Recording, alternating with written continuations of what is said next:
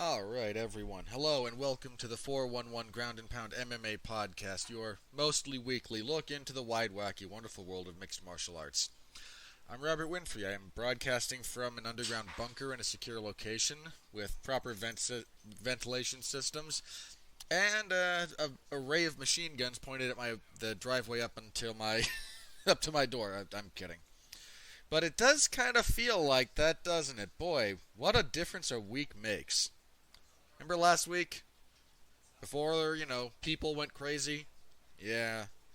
They were always crazy. They just, weren't manifesting it necessarily. Alright, jokes aside, I do have to actually. Regarding last week's show, I do want to apologize just a little bit here. Last week's show was, not up to my personal standards in a lot of ways. The discussion got very circular at times. I probably leaned a little bit too hard into my sense of humor, which is very odd, and I wasn't really happy with it. It's out there. You can all. I assume you listen to it at this point, so just wanted to throw it out there. I apologize a little bit. Wasn't very proud of it. Wasn't very happy with it. But best I can do is learn from it and move on. So, my bad. Hopefully this one's better, and hopefully the next one is better still. That's look forward, not backward. Well, not too much backward. Alright, for the record, I am also flying solo this particular edition.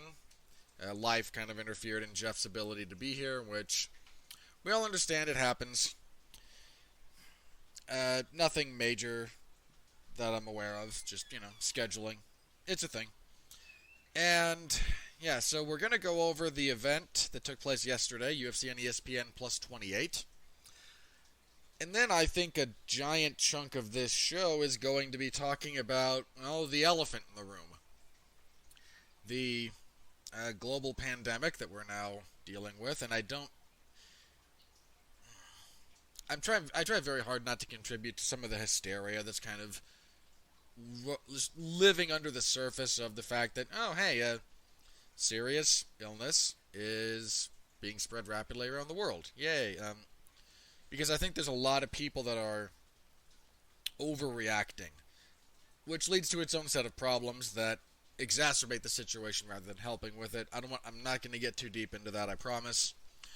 I'm not going to get too deep into politics or anything like that, but this is an unavoidable reality, and it does warrant a fair amount of discussion on this particular episode. So, all the other news seems to stem from stuff around that. I know a few fighters fell out of fights over the last week, but given the timing of some of that, it might be entirely irrelevant by the time we get there. So, there's going to be, a lot of that. So let's start on the fights that did happen this last Saturday in Brasilia, Brazil.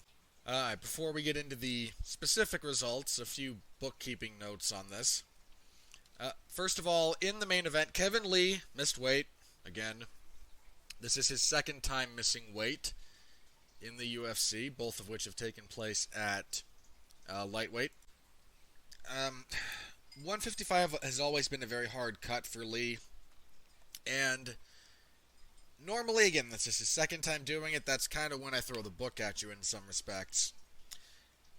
The fact that this took place amidst, the growing regulatory issues and all the stuff pertaining to the COVID virus, I might be prepared to give him a little bit of a pass on that, if there's enough mitigating circumstances and how they played into his weight cut. But he missed weight, and there were no fans in attendance. Now, that's not because the UFC can't sell, is a dying property. The governor of the city of Brasilia, I think it was the governor. I think they have a city governor, because Brasilia is kind of like Washington, D.C. It's the capital of Brazil, and it doesn't really, I don't think it has its own, sub-state that it's attached to. So the governing official banned gatherings of more than, I think it was 500 people. And for the UFC, now obviously that means no tickets, no fans. It also presented a bit of a logistical hurdle, and I mean this in the following way. Let's think about this for just a second. What's the bare minimum number of people that you can have to put on a UFC presentation for television? Because you're going to have all the fighters, and there were... see how many fights there were last night. There were 12 fights. So you have 24 fighters. Then each fighter has 3 to 4 cornermen, usually. Coach, you have a couple of coaches. You have a cut man that the cut man might fall, when it comes to MMA, the cut man might fall under the more regulatory side of things than I know if you're in boxing, the individual boxer hires the cut man that they use. I don't know that that's the case with MMA, so again, we're recognizing their existence, but each fighter has 4 cornermen, give or take. Now, there's a little bit of overlap there. If you have a bunch of guys from the same gym, you might have at least the head coach that is transferable between fighters. So we're looking at 24 fighters. As far as the number of coaches and support staff for the fighter, let's kind of go with 2 to 3 each, somewhere in that range. So we're creeping up on 100 already. Then there's the commission officials. So you have the judges, and there's usually, I think, 6 to 7 judges, probably a little bit more actually, total for the event. Might be 10. Then there's the referees, and I believe there's 5 referees assigned to the event, give or take, and they kind of rotate through their positions. Sometimes you have the ref in the cage, sometimes you have the cage side ref. You have the commission security officials. You have commission representatives who are there kind of overseeing things. Then you have the production staff. How many cameramen are there for the average UFC event? I don't know I genuinely don't know, but that's a relevant question. I think you usually have, 4 or 5 kind of around the cage. I think 3 to 4 would be the minimum. And it might be more than that. There might be like 1 per... I know they have stands per corner. So you've got, you have the cameramen. You have the people running the actual production, the producers, the people in the truck or at the soundboard. And there's usually 3 of them, at least. You have all the support staff that set up and take down. You have the commentary team. I think if you were to, again, factor in the bare minimum number of essential personnel to put on a UFC show that's designed to be broadcast, you're probably bumping right up against that number. I mean, they didn't have enough, I think they mentioned, they didn't have enough personnel space in that 500 zone to have all the fighters in the venue at the same time getting their hands wrapped. I think they had to have their hands wrapped off-site, and then they just had those on when they came to the facility for their fight. It's 500 people is a lot in many, many contexts, but to put on a major broadcast of a UFC fight night, it's really not, almost at all. So that put a damper on things. And again, no fans at all, which, I kind of liked. Not going to lie. There's only a couple of times when I thought, man, the fans really would add to this. But I've spent so many fights over the last, 2 years. And I say that just because this phenomena is somewhat recent. And I know they were in Brazil, so it would have been a little bit different, but dealing with the wooing. I hate the wooing. I can deal with it in professional wrestling. Someone does a Ric Flair spot, the entire crowd in unison does the woo, and we all move on. That's not how it works in MMA. It's some drunken jackass sitting, on the second tier up, who just decides that I'm gonna yell out "woo," and then about the time he's 3/4 of the way done with the sound, there's two more at disparate points around the arena who decide to join in, and then it just kind of spreads like this really obnoxious sounding, this obnoxious wave of noise around the arena. If I wanted to hear something analogous to that, I could go to the zoo and watch the Primate House. I don't need it when I'm watching a fight. I didn't have to deal with the Brazilian death chants or any of that. I kind of dug it. I'm not gonna lie. So I don't know. It's worth noting the fanless arena experience for me as a viewer on television. Not a bad thing. A little bit odd, only in a couple of places, but not bad. Alright, so there was that. Then the main event, Kevin Lee misses weight for his fight with Charles Oliveira. Oliveira submits Kevin Lee with a guillotine choke 28 seconds into the third round. Good little fight here. Oliveira came out and immediately got in Kevin Lee's face, which is a little bit odd for Oliveira. He's not usually that guy. He came out, started throwing some jumping front kicks, landed a really good left hook. He was finding his right. Things got tricky when they hit the mat because if Oliveira can't get a dominant position quickly, it's not that it... I hate to say this because the man's obviously a submission wizard. But if you're going to combat him on the mat, the big thing is don't let him achieve a severe position on you. And let him work, because most of the time when he's trying stuff, he's going to be available to be hit in the head. This is kind of how Paul Felder undid him.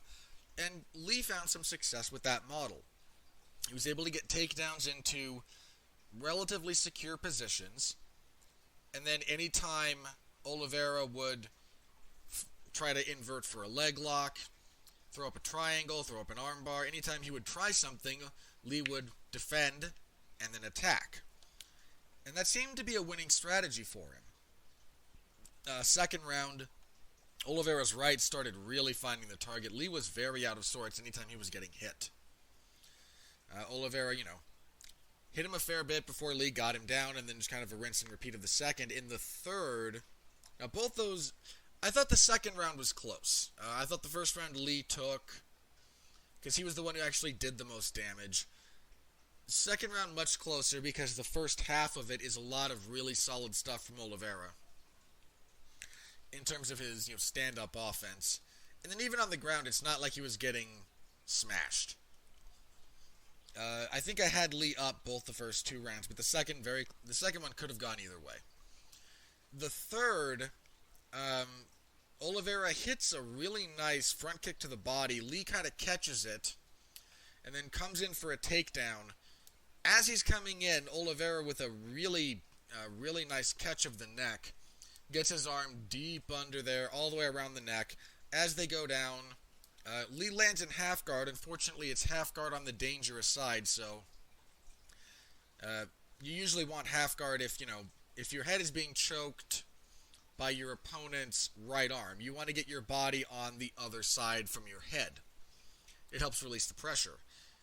If you're going to the same side as the choke, you can actually just wind up making it tighter. You can get into full-on side control on the other side, and you're actually just giving them more like a rear naked choke grip with their arms. You may remember Frank Mir and Chuck Congo. Mir, drops Congo with a left, grabs that guillotine, and Congo tries to get around to side control, but he's on the wrong side of the guillotine. Mir puts him completely to sleep. So, on the wrong side, and Oliveira, the man has the most submissions in UFC history for a reason. He got that locked up. Lee had to tap. Massive win for Charles Oliveira. It's hard to overstate this. Oliveira's been in the UFC for a long time and has had a very, very odd career. He debuted. He had a fair bit of hype because of his submission acumen. He showed some stand-up skills. and everyone was, kind of on the bandwagon there. Then he fights Jim Miller, and that fight is very much just, Miller near the apex of his career at that point. I don't think at it, but very close to it. And just, older, veteran, peaking physically against a young, promising fighter, and it went the way it went. It went Miller's way. Followed that up with a no contest against Nick Lenz. He got stopped by Donald Cerrone. Rebounded with wins over lower levels competition, moves down to featherweight, gets stopped by Swanson, gets beat up by Frankie Edgar, goes on a winning streak, then has that weird fight with Max Holloway where he gets the neck injury after just like a minute and a half. Rebounds, submits Miles Jury, then loses to Anthony Pettis and Ricardo Lamas. Goes back up to lightweight, stops Will Brooks. A little bit of an upset. Gets finished by Felder, and then, since then, has been on a winning streak. He's on, I think this was 8 in a row? 7. Sorry, this is 7 in a row. Which ties him with Chuck Liddell for second most all-time UFC finish streaks. The only one with a longer one is Anderson Silva, who has 8. He's finished all of those. Now, again, some of those guys near the end of their career or lower level guys. Clay Guida near the end. Christos Giagos, not a bad fighter, but not a world beater. Rematch with Jim Miller, who's now, clearly on the downside of his career. This was his third fight with Nick Lentz, which he wins. Jared Gordon, and now big step up and beats Kevin Lee. And even though I had him down 2 rounds, they were competitive rounds. Doesn't look out of place. Finally seems like he's able to, break through his own self-imposed glass ceiling.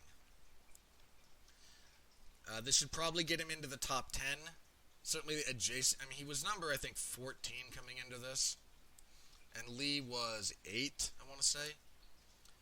So he might wind up, at number 10. Huge win for him. Big setback for Lee. Misses weight again. Loses. Kevin Lee has the vast majority of the tools you want a high-level mixed martial artist to have. He has superb wrestling. He has good back. He has great back-taking. He has power. He definitely has a mean streak when he needs to tap into it. He's got freakishly long arms. The man has 77 inches of reach. Again, that's nuts. That's how tall is Kevin Lee? He's 5'9", so the man's about 3 to 4 inches shorter than I am, and our wingspans are about the same. Because I'm 6'1", somewhere in that vicinity. And yeah, my reach is 70. It's 76 or 77, I forget exactly. Plus, there's some issue of do you measure fingertip to fingertip? Anyway, point being, shorter than me, demonstrably, and has a wingspan identical, if not longer than mine. But he just, I don't know, man. He can't seem to really kind of get everything connected together. And it's unfortunate because there's very, very obviously just boatloads of athletic and fight potential within him. But you've got to be able to make weight. You've got to put it all together on fight night consistently. And he's struggled a little bit with both of those. And again, it's just kind of an unfortunate thing if you're someone in his corner or a fan of his. He is 2-4 in his last 6. Now, credit, one of those is to Tony Ferguson. Fair play, and he gave Ferguson hell through the first 2 rounds. He put a beating on Tony Ferguson that first round. Man, that was a rough round for Tony. But, Tony persevered and kept working, and Lee couldn't keep working. Then he had the Barboza win. The Iaquinta fight, which is an odd fight. It's a very odd fight. Tries his hand at welterweight and gets submitted by Rafael dos Anjos. Rebounds, knocks out Gregor Gillespie. Seems like he's, maybe putting things together again. Maybe, working at TriStar now with Firas Zahabi after his original head coach and Robert Follis passed. that, maybe this is going to be a good fit. We can get him back on the right track. And then this fight. Odd one for him, man. Yeah, Oliveira should be fighting. He called out...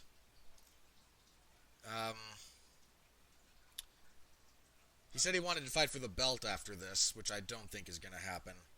He's too far removed from that discussion. I mean, you've got Tony and Khabib, theoretically. Full disclosure, that fight's not happening in April. I don't think it is. It's just, we're, about a month away from when it's scheduled. And look at the state of things. Look at how long everyone's kind of expecting this to go on. It's not happening. It's just, I don't think it's happening at that point in time. I still think they'll try to make it happen, and I still think it needs to happen. In all seriousness, if Tony and Khabib never happens during their careers, whatever reason, it will be a crying shame for the fandom. And for both of those guys. I mean, look, if, let's say Khabib. Let's say Khabib, again, so the fight's not gonna happen in April. I'm gonna operate on that assumption because I think it's correct.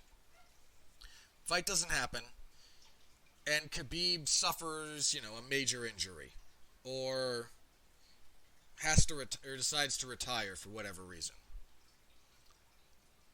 And the reverse could be true as well. They've each pulled out of this fight twice. Now there's global pandemic. That fight is just, it's cursed, but we keep beating our heads against the wall because we want to see it so much. But if they never fight for whatever reason, it will be a crying shame. But if we're talking about Oliveira fighting for the belt, he would then be trying to leapfrog Conor, and he has nowhere near the star power to jump over Conor. He'd be jumping over, and Conor himself is jumping over Justin Gaethje. And Oliveira's not leapfrogging either of those guys. He's got at least one more fight. On the plus side, it should probably be somebody in the top 5. It's out of curiosity. Now, the rankings have not been updated to reflect these most recent results. But he's probably, let me see, Dan Hooker called out Gaethje. Poirier's sitting at number 2. He already lost to Felder. Oliveira was 13 coming to this. So you could maybe do Oliveira and Poirier. I think Poirier and Hooker, sorry. I think it was Poirier and Hooker and Gaethje have both kind of been... That group has kind of been, chirping at each other. I think if you do like Hooker and Poirier, you could maybe do Gaethje and Oliveira. You could do a rematch between Oliveira and Cerrone. Cerrone is currently ranked 6th. You could do a rematch between Felder and Oliveira. I think it's a harder sell because he, caved in. Felder crushed him with elbows. He finished him good and proper.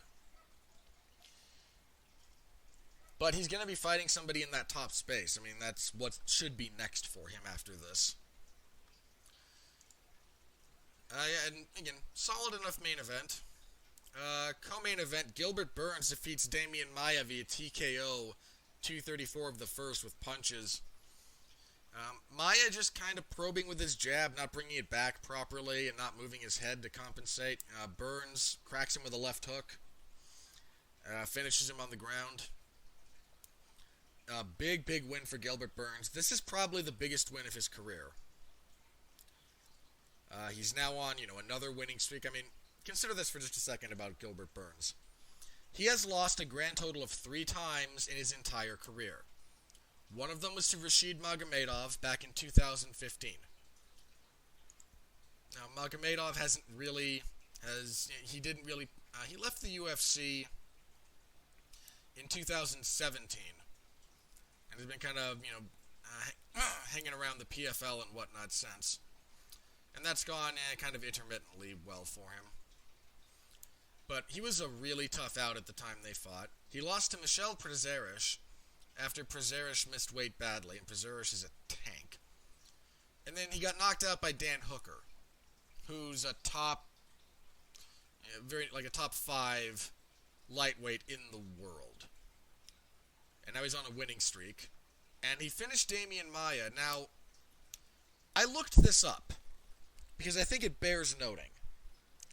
This is only the second time in Damian Maia's entire career that he has been finished. Now, Damian Maia started fighting in mixed martial arts in 2001. So in a 19-year career, almost 19 years, he's been finished only twice.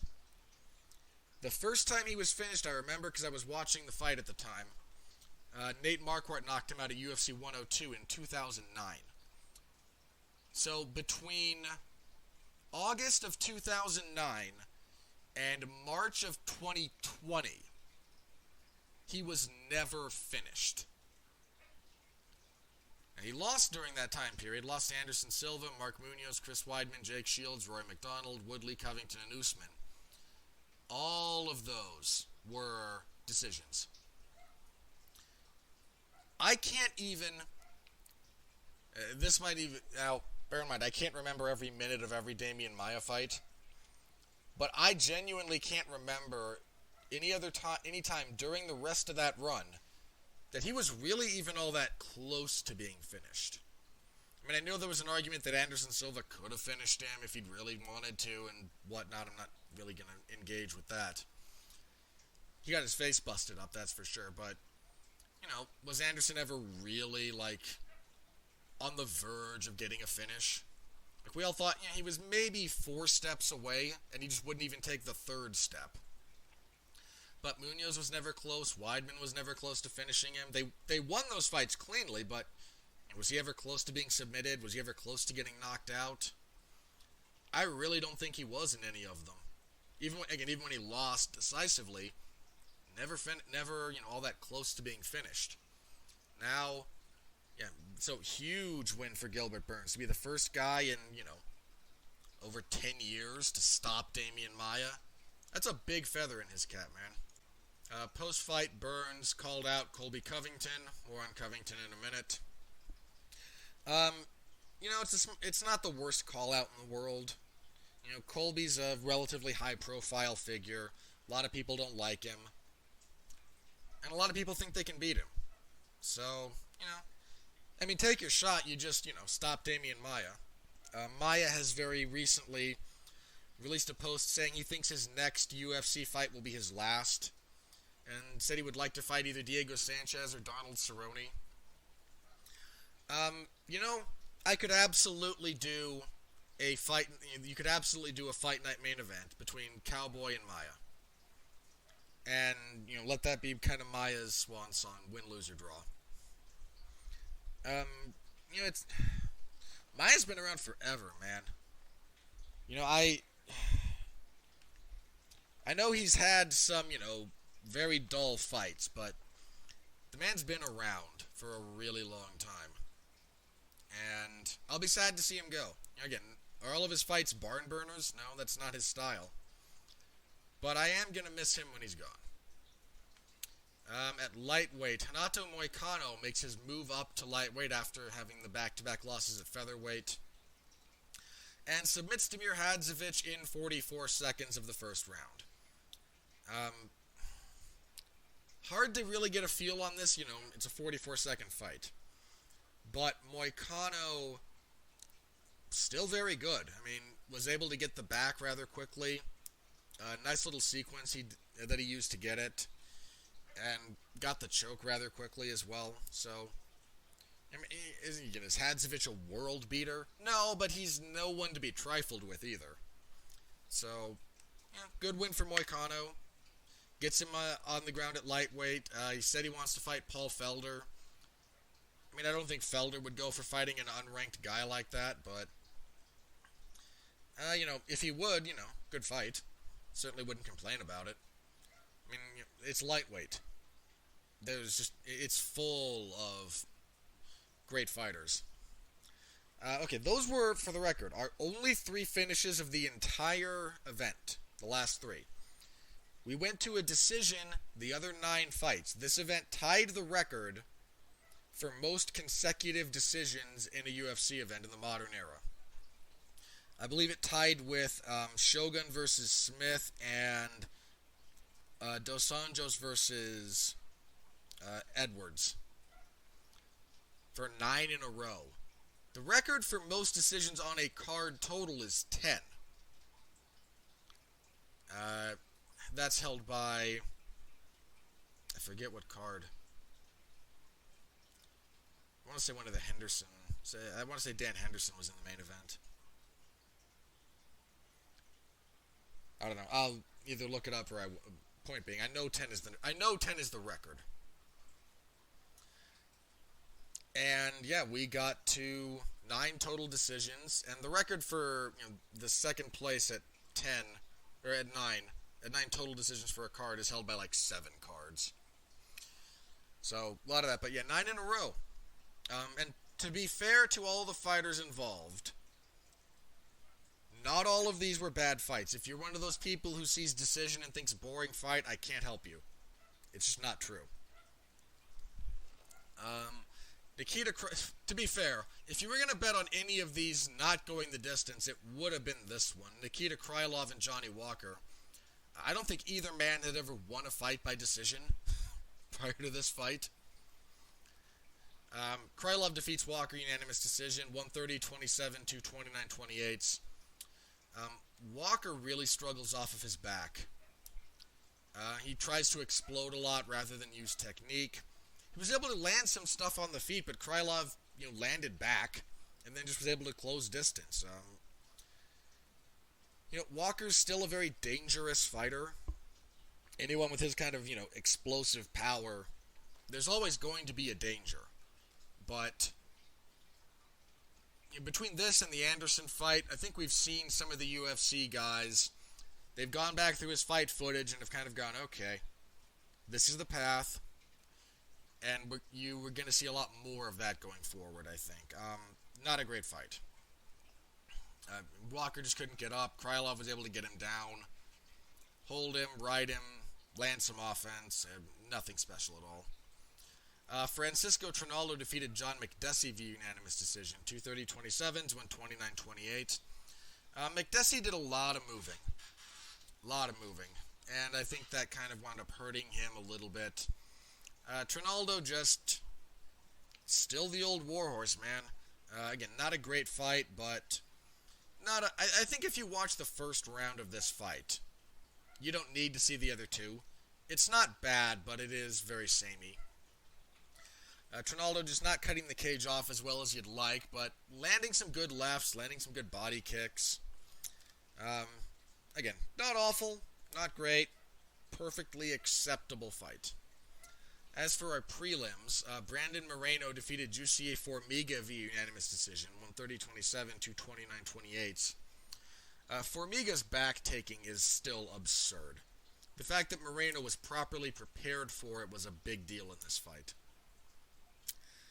Moreno was able to stop Formiga from ever really securing a dominant position for any length of time, forced the fight to be more on his terms, and, took out the only guy to beat Davison Figueiredo. So the flyweight, landscape is very, very much, shrouded in mystery at the moment going forward. But Moreno positioned himself well within the flyweight ranks, if there's a flyweight ranks to be positioned in going forward. Amanda Ribas put a beating on Randa Marcos. This was not a competitive fight at all. Official scores of 30-26, 30-25, and 30-25. I was 30-26, but I think 30-25 is very warranted. I don't know, minor point of bookkeeping here, they never said which version of the rules they were using last night. So, under the newer scoring criteria, absolutely 30-25. Under the old scoring criteria, you can still get to 30-25. It's just, it's a bit more of a margin call. I think if you're using the new scoring criteria, pretty clear 30-25. Ribas just beat Random Marcos from pillar to post, on the feet, on the ground, anywhere they went. This was supposed to be Hebus and Paige Van Zandt. Van Zandt fell out after her broken arm re-aggravated itself, I think. Hebus still wants that fight. The UFC will never make that fight now. They like Paige Van Zandt too much to put her in there with someone who's going to do that to her. That was not a competitive fight. Only decision on the evening that I disagreed with. Elizeu Zaleski dos Santos defeated Alexei Konchenko via unanimous decision. 29-28 across the board. I was 29-28 Konchenko, and I have a hard time getting to dos Santos winning this fight. I think he got the benefit of I think the stuff on the feet in the third round was somewhat close, but in the favor of Konchenko. And then he got a takedown with like 10 seconds left, and I think that kind of is what swayed some of the judges. Again, I disagree with that decision, just flat out. Enrique Barzola and Ronnie Yaya battled to a majority draw. I was technically 29-28 Barzola. I got there 10-9 Yaya on the first, a 10-10 second, and then a 10-8 Barzola in the third. So the score, there was one 29-28 for Barzola, which I don't know if that was my scorecard or they just went Yaya 1, Barzola 2 and 3, which is more likely. Judges really don't like giving out 10-10s. And then two 28-28s. I have no issue with 28-28. I think Yaya has the first. And if you were going to, again, I went 10-10 in the second. If you were going to give the second to one of them, it would have been Yaya. And then Barzola had a really, really big third round. So no issues with that scoring. Fun little fight. Marina Moroz defeated Maria Buena Silva via unanimous decision. 29-28 across the board. Moroz, I think, had the first two rounds, and then Silva the third. This was technically your fight of the night, and I can see it. It was a fun little scrap. David Dvorak defeated Bruno Silva via unanimous decision, 29-28 across the boards. Really impressed with Dvorak, actually. He took a tough front kick to the jaw in the first round and recovered. Smart fighter, both men changing stances. Just finding a lot of opportunities, throwing in volume rather than kind of one-and-done headhunting. Good fight. No complaints. And then kicking everything off, Bea Malecki defeated Veronica Macedo via unanimous decision, 29-28 across the boards. Macedo gassed herself out basically in the first round, and then it was downhill from there. Not a good fight. Not a good fight. So that was it. That was UFC on ESPN Plus 28 from Brasilia, Brazil. Thank you very much to everyone who read and followed along with my coverage, who read it after the fact. I deeply appreciate you guys. They bumped the start time on this event because, we'll get more into this in a second, everything else kind of stopped. So this thing was supposed to start at 5 p.m., the prelims, which is 3 p.m. my time, which is kind of how I had structured my Saturday, because I had stuff to do. And then late Thursday, early Friday, word comes down, they're going to start it at 3 p.m. Eastern, which is 1 p.m. for me, and it really kind of messed with my day. That was fun. Anyway, that was the event. Thank you all very much. I appreciate the heck out of all of you guys. And that might be the last one of those we get to do for a while, so my thanks even doubly so. Because, and again, there's no real way to avoid talking about this, so let's go ahead and jump into the state of the world, I guess. The COVID-19 global pandemic that we are in the midst of right now. Alright, the situation as it currently stands. I think every major sports organization has suspended activities.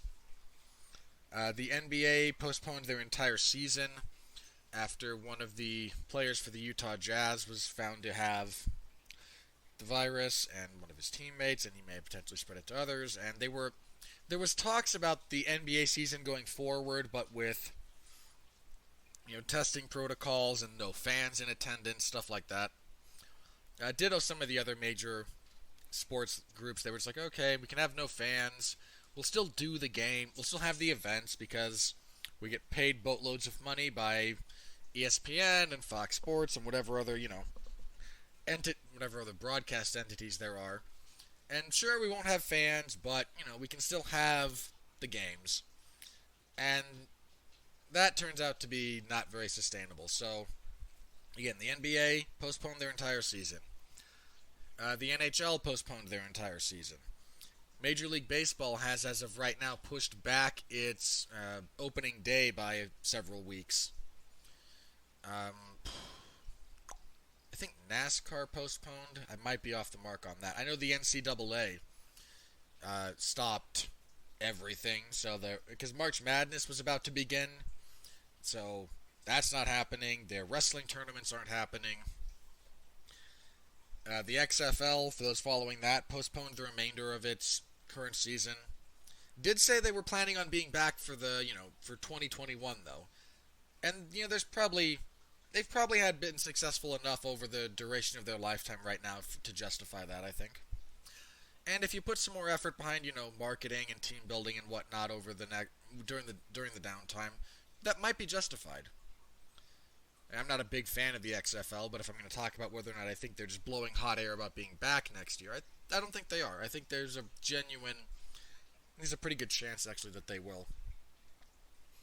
So all of those organizations have stopped, basically. And then there's the UFC, which Dana White publicly stated it will take a government-mandated quarantine for us to stop. Well, buddy, you might be getting your wish.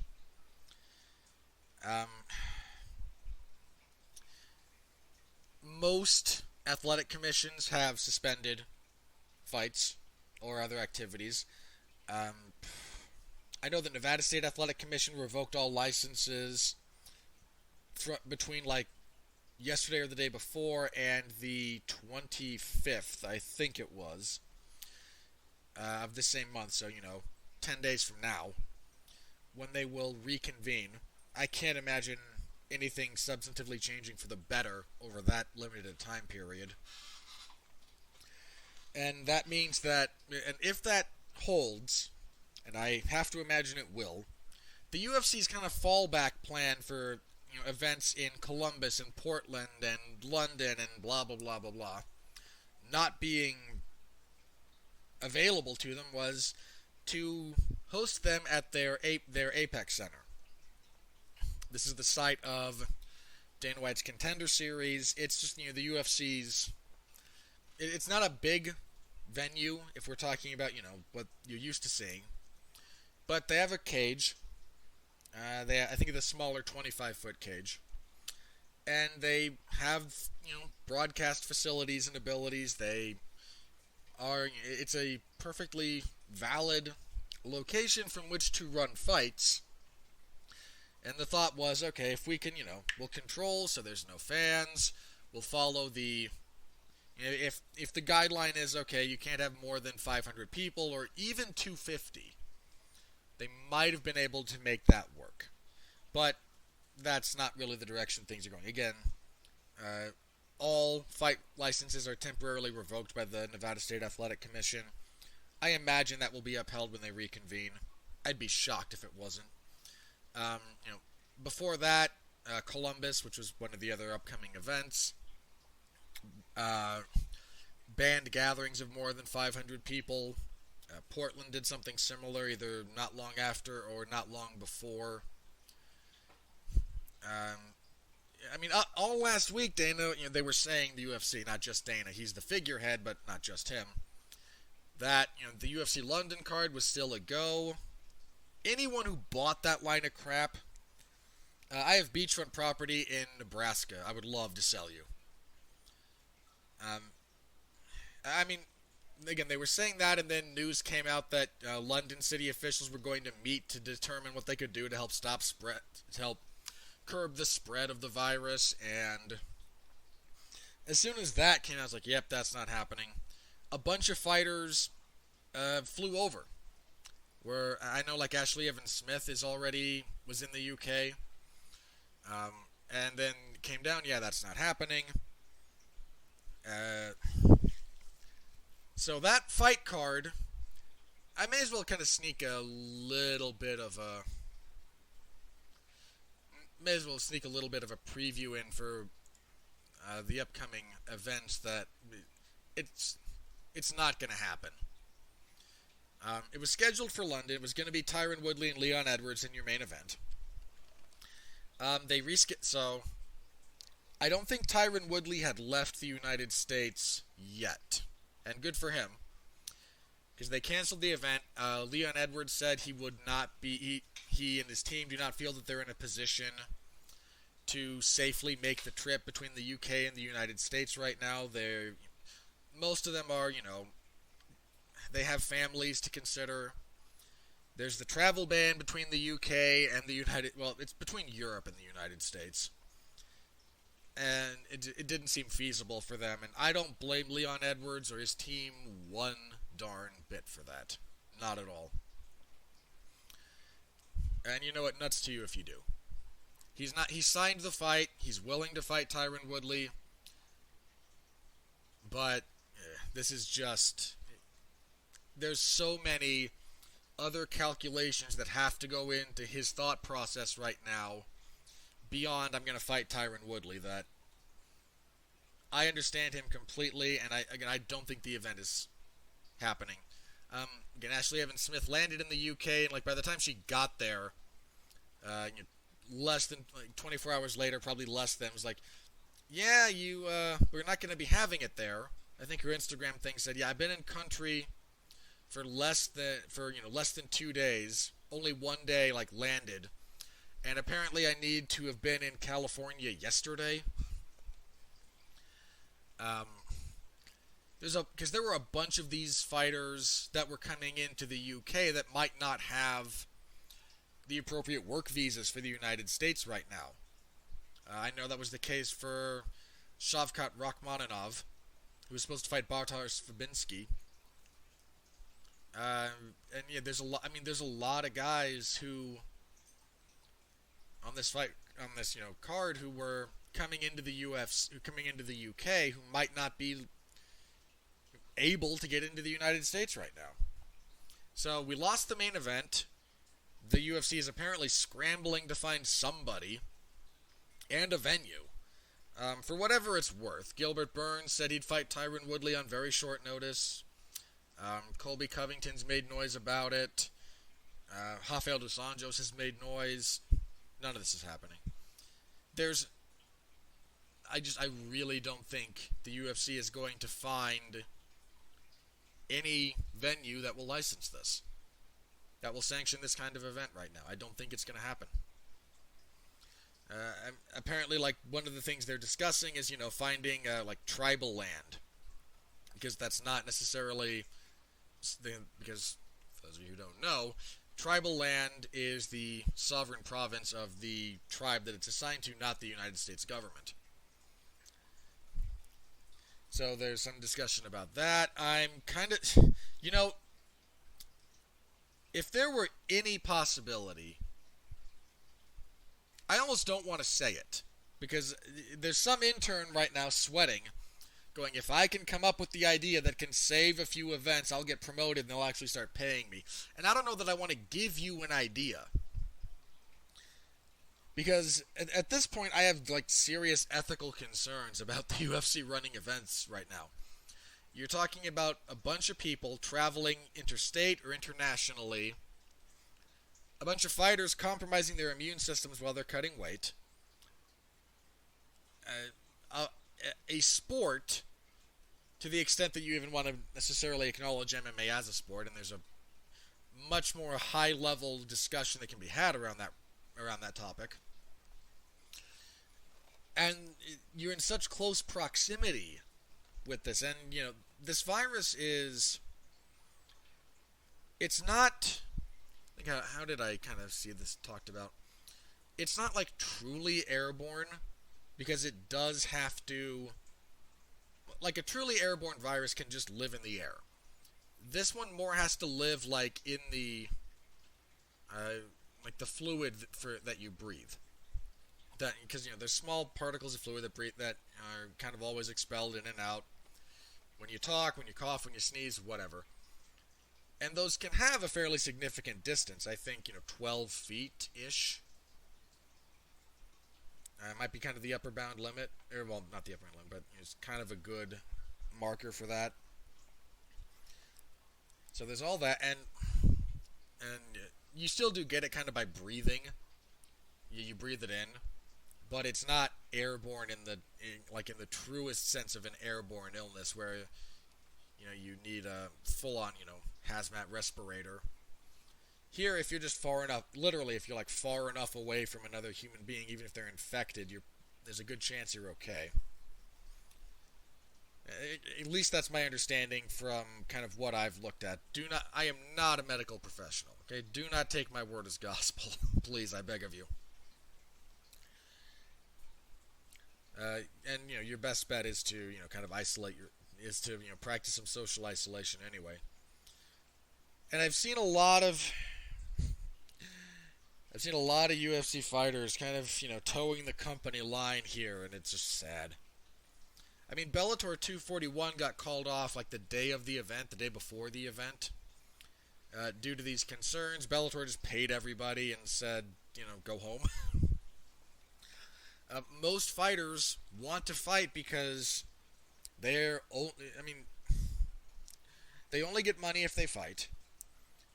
Most of the UFC's payouts will get a fighter from one fight to the other, but not really much more than that. And I've talked about fighter pay in the past. We beat that drum. Not going to do it again here. A lot of the reason you're looking at fighters kind of going, yes, I need to fight, it's because they will face financial ruin if they don't fight for 6 months.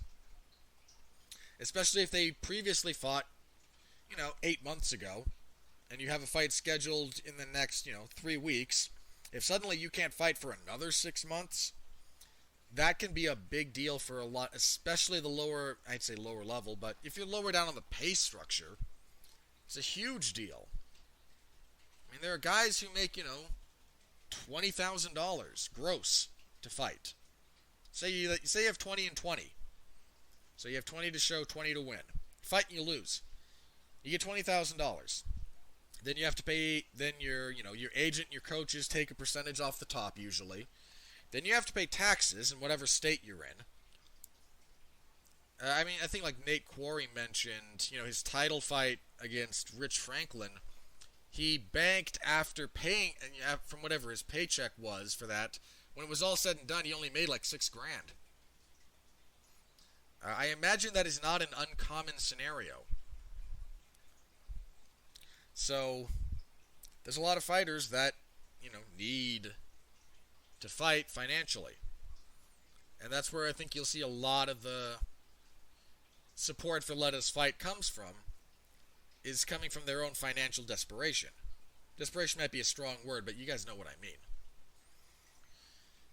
And, if you take a shot, because I'm going to bring it up again, if there was some kind of guaranteed pay structure for the fighters, which they should have, given the structure of the UFC, most boxers, and this is a fascinating look at the dichotomy of even just combat sports. I mean, sure, the NBA players, the NFL players, all of those guys, most of them have guaranteed money, even under these kind of circumstances, that will be paid out. Boxers, most boxers even, are kind of like, yeah, we'd rather, not subject ourselves and our loved ones to some of the dangers associated with this. And look, is a healthy UFC caliber athlete and fighter very likely to succumb to a severe case of COVID, of the coronavirus that's going around?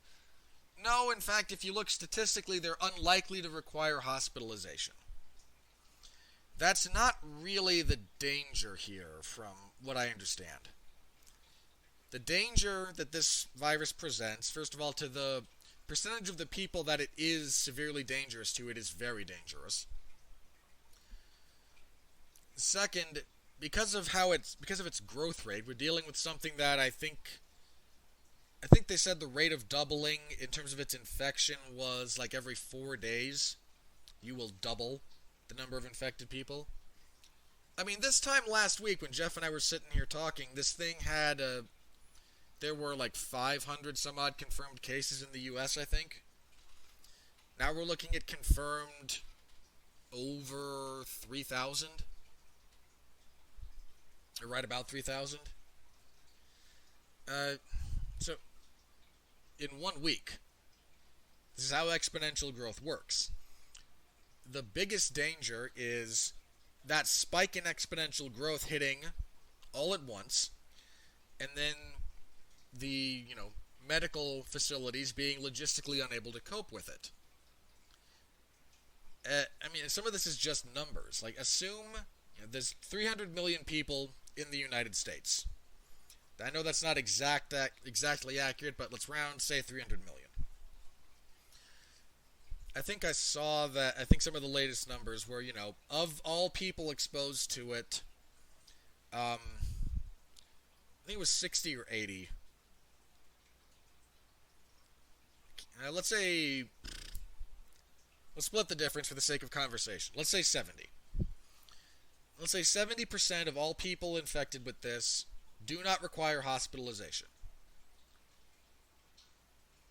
So that's a giant chunk. But do you know what 30% of 300 million is? It's not that hard to calculate. 10% of 300 million is 30 million. 30, 60, 90. So 90 million people requiring hospitalization.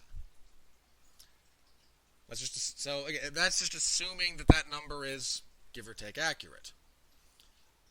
Do you really think the entire medical infrastructure of the United States right now could handle 90 million people requiring hospitalization, to say nothing of those requiring more serious care in something like the intensive care unit?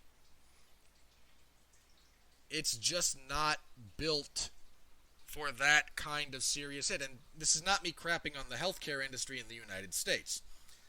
I don't think there's a system I don't think there's a medical infrastructure in the world that could handle over the course of, let's say, 6 days, given the rate of doubling. Say in a single 6-day period, you suddenly had, let's not even say 30 million, let's be charitable, call it, 25. 25 million people suddenly dumped on your doorstep. Deal with it. This again, I'm not at all dumping on the United States healthcare system. I'm not. That is a workload on a timetable that is unreasonable for any system to handle right now.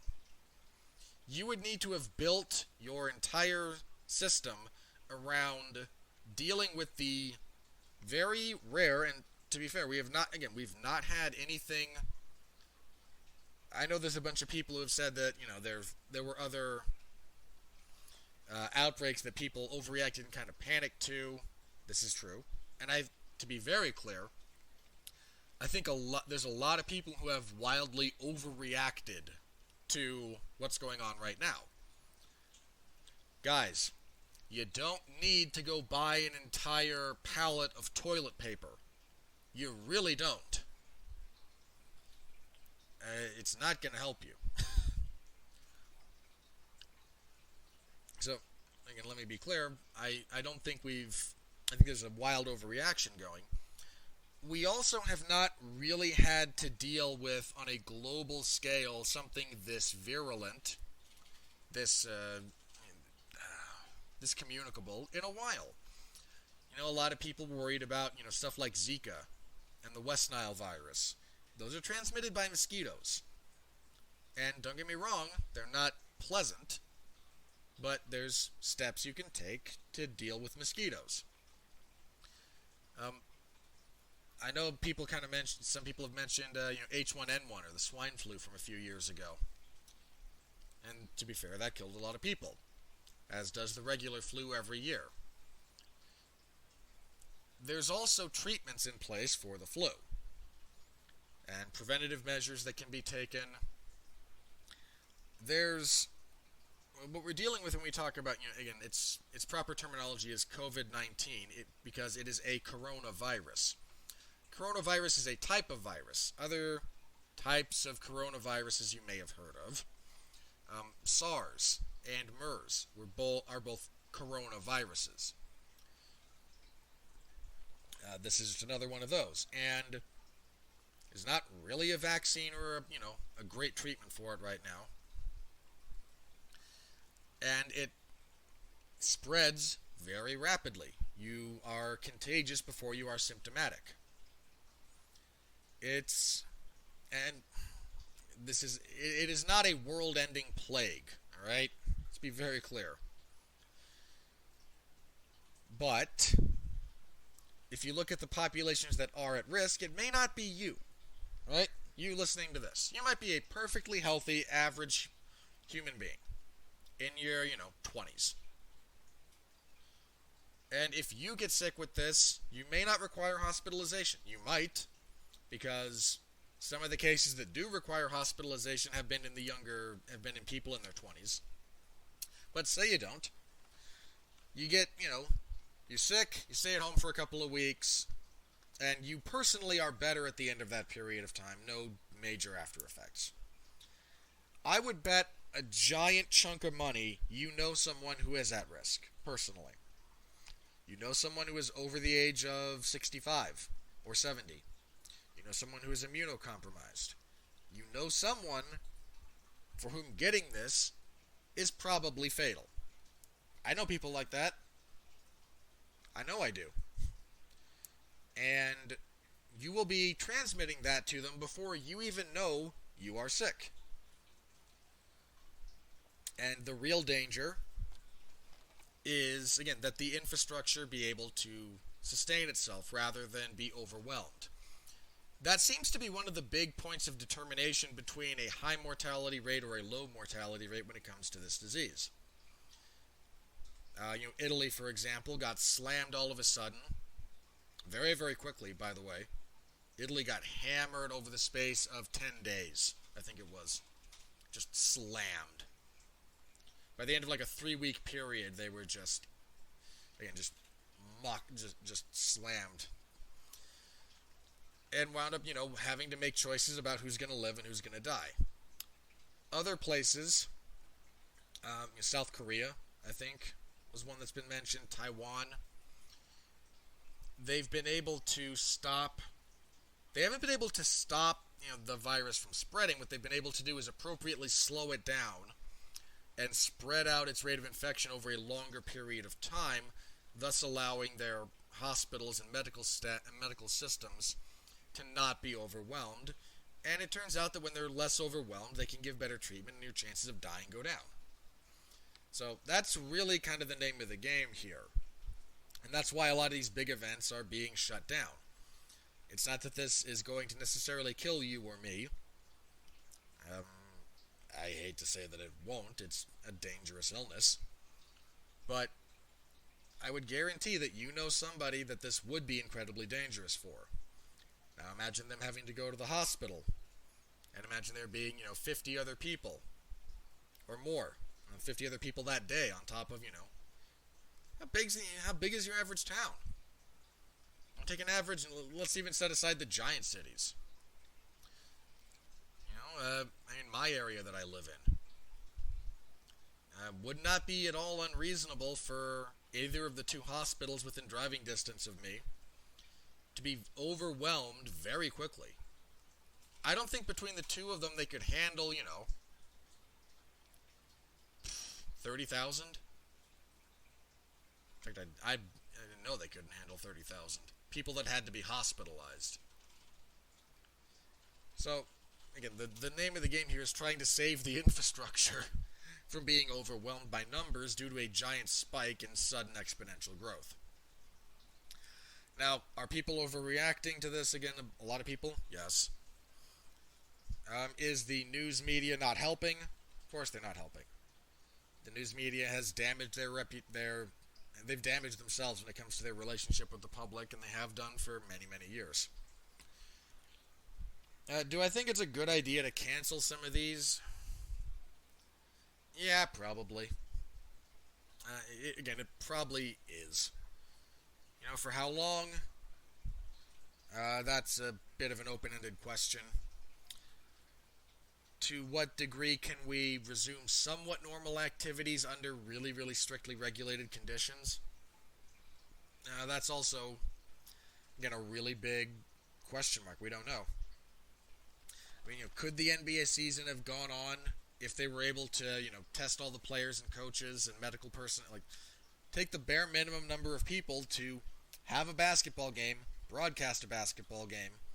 If you could ensure that none of those people were infected, could you then, have games in front of, have an, empty arena game and broadcast it? Yeah, maybe they could. But think about what you're dealing with at that point. You're still dealing with organizations traveling between states. You're still dealing with all of the hospitality personnel at hotels.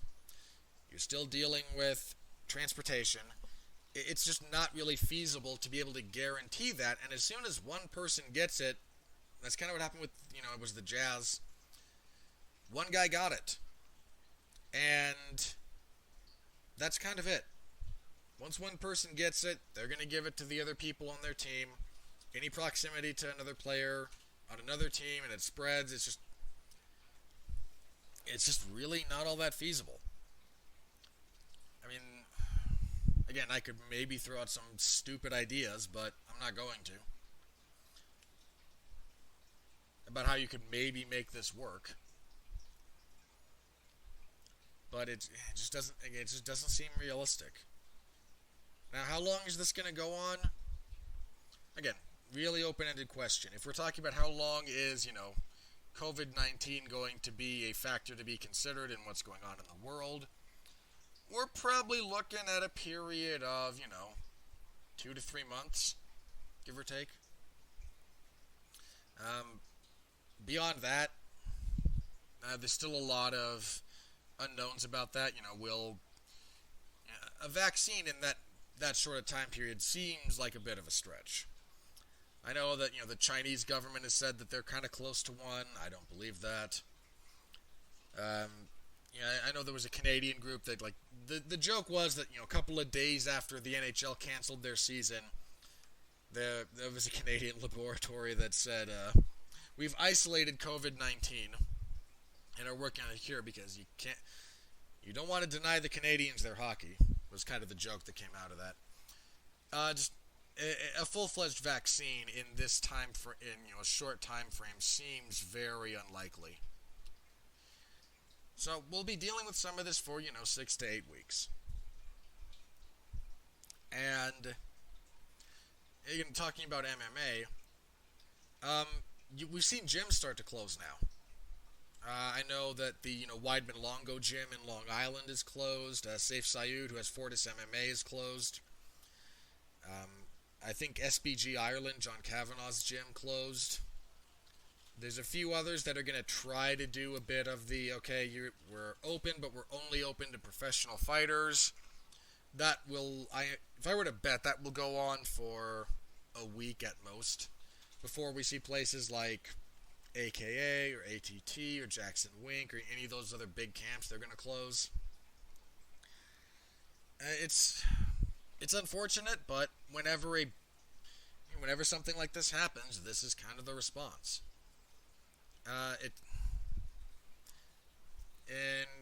For those of us that consume this stuff, it sucks. I mean, it sucks for me. It sucks for you, presumably. But I think that's kind of what's going to happen. Again, right now, the UFC is still saying that we're going to put on this UFC on ESPN Plus 29 event. No venue, no city, no main event, no really support card. Right now, I think the official listing right now is main event, Tyron Woodley versus somebody. All their fights listed for that same card, Kevin Holland versus somebody. Darren Stewart versus Marvin Vettori. I'd be surprised if that actually goes off. Darren Stewart is a UK fighter. I think he's based out of the UK. So he is probably not going to make that. And Vettori is Italian. He fights out of Italy. Yet there's almost no way. With what's going on in Italy right now, almost no way. Paul Craig versus Ryan Spann. Craig is Scottish, and the travel ban is a thing. And Jake Collier versus TBA. I have almost... If the UFC is able to cobble together something, first of all, it's going to be a bunch of people that you've never heard of.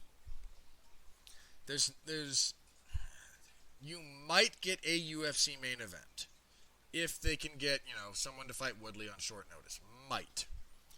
The rest of that card is going to be people you don't know or who had, a UFC record of 0-2 or 1-3 and were cut.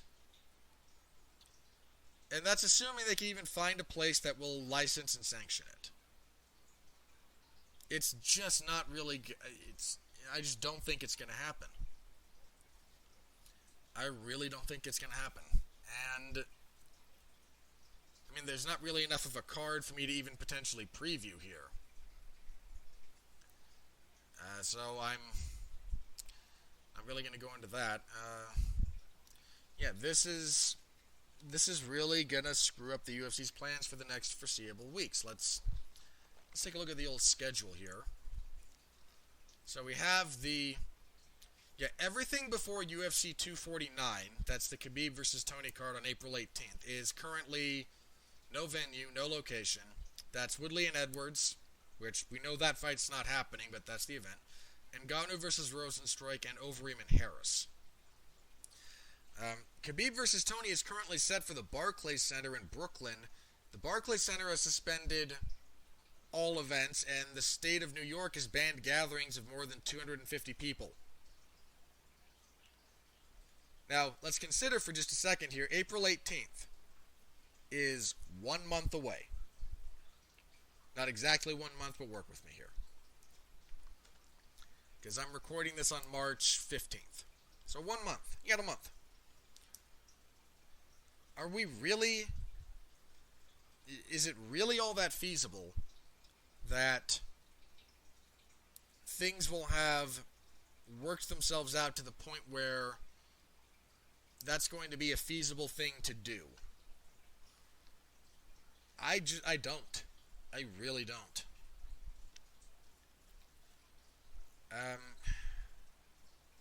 And I know the UFC is banging on about making fights, and I don't know really who's at fault here. I know Dana doesn't like to cancel stuff, but you also have to imagine that Endeavor is leaning pretty hard on this. I think Endeavor also owns the, they own like a bull riding thing, the PBR.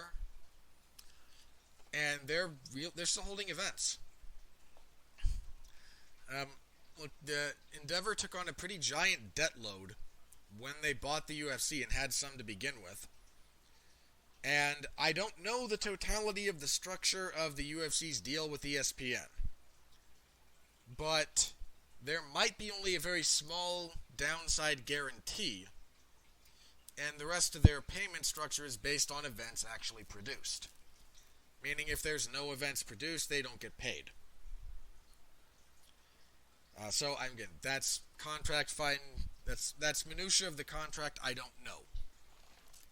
But if the UFC needs to be producing content in order for ESPN to be mandated to pay them, and Endeavor, took on $5 billion in debt when they bought the UFC. It's a slight exaggeration, but Endeavor as a whole company might be leveraged pretty heavily against debt. And not getting paid for, let's call it 2 months worth of content, that might be a really big deal for them if we're talking about the numbers that ESPN pays. So, I don't know. Again, at a bare minimum, I feel at a bare minimum, the next 3 events are not going to happen. it seems utterly unreasonable that they would. And then the fourth event is Tony versus Khabib, which I don't think is going to happen either. And, the history of Tony Ferguson versus Khabib goes something like, it was a rib injury to Khabib. Tony Ferguson got blood in his lungs. Khabib missed weight. Tony Ferguson destroyed his knee tripping over some cables. Now a global pandemic. Oh, God. I don't know what to say. I really don't know what to say about that. It almost defies belief, doesn't it? So, I don't know. I do not know when the UFC will be able to resume something resembling their normal schedule. I don't know when the machine can start turning again, but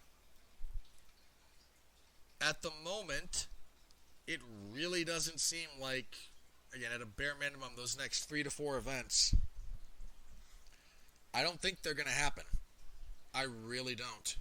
And if something approximating a UFC event does happen, it's not going to look anything like the normal UFC product. And I don't just mean the fans in attendance.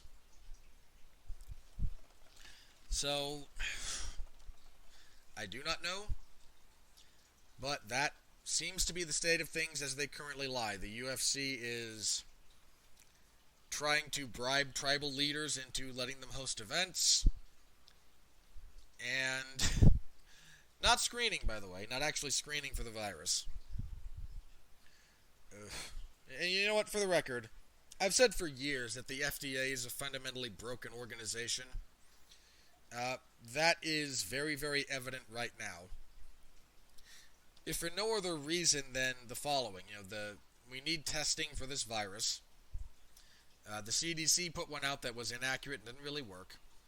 But the FDA is not really interested in relaxing some of the testing regulations that they have for private industry to create a test for this.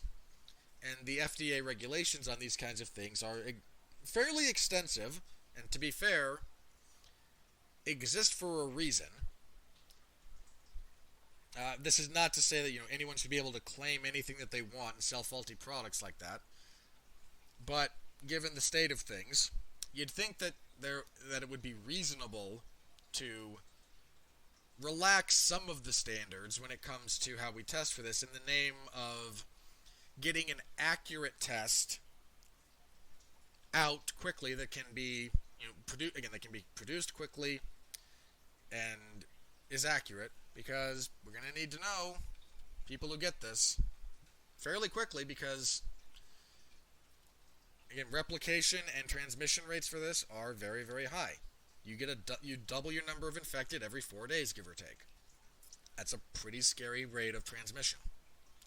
Even if the disease is very, very non-threatening, if we're talking about transmission rate, that is a scary transmission rate. All right. So that's where things stand. I don't think Edwards versus Woodley is happening. The event. I don't think it's happening.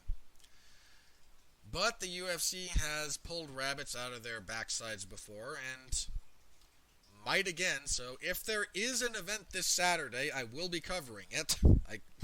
I can promise you that, at least. I don't expect it, but it might. As for this show, I think next week we might have an update. If we know more, there will be a show. If not, I'll try to at least do some kind of an update on what's going on in the world of MMA next week. I imagine it will be a lot of nothing, but as long as there's something new, I'll do something here and we can kind of hash that out to the extent that we're able to do so. Alright. Let me refresh Twitter and see if anything crazy happened while I was recording this. Alright, it doesn't look like anything else crazy seems to have come up, so let's go ahead and do my plugs, such as they are, because, the craziness, again, a lot of those gatherings are being shut down. that has affected some of the other stuff that I do, like movies. I will not be on Damn You Hollywood this Tuesday. There will be an earlier in the day recording session. It will be Mark Radulich and Alexis Haina talking about Bloodshot. Not gonna lie, guys, I don't care. I didn't have to see that movie. I'm calling that a win. Mark and I were supposed to do some alternate commentary for a boxing match that evening. That's not happening either. So, that's off the schedule. In the next couple of weeks, I can't remember the exact date, but Mark and I will get together to talk about the entire Netflix series BoJack Horseman, which I'm looking forward to. I really, really liked that show. It's one of my favorites. It's very intelligent, it's very biting, and it's in some places, very disturbing look at damaged people. It's also, I think, one of the best representations of depression that you've seen on television. So, there will be that in the near future. And for a lot of what I'm doing, you can like the Radulich and Broadcasting Network Facebook page. Poor Mark is apoplectic, trying to deal with a bunch of movies being delayed, like New Mutants and Mulan both got pushed back. The Fast and the Furious movie got shoved back a whole year. So a lot of our movie reviews are taking a hit, but the television stuff that we talk about, especially the old, some of the stuff that's either already in the can or already being broadcast, shouldn't be a problem. I know a bunch of places have suspended production on things going forward. Netflix has. I think ABC did. I imagine everyone's going to in the near future. Just shut down most of that stuff for a while. But any of the older stuff we will get together and talk about. So you can still find us. We'll still be podcasting. We will be trying very hard to continue to provide you the quality content you are used to receiving from us. So please keep tuned in for that. If there is a UFC event on Saturday, I'll be there to cover it. Me and the cockroaches. We'll be there. I'll try to have something next week. Again, it might just be news. Even if it's just a, hey, guess what, we're all still here kind of thing. It might be short, so be on the lookout for that. Until then, thank you all again very much for your support of our work. I always say stay safe out there because I think it's an important thing to do. Stay safe out there. I'll see you next time, hopefully, and please continue to be well, be safe, and behave.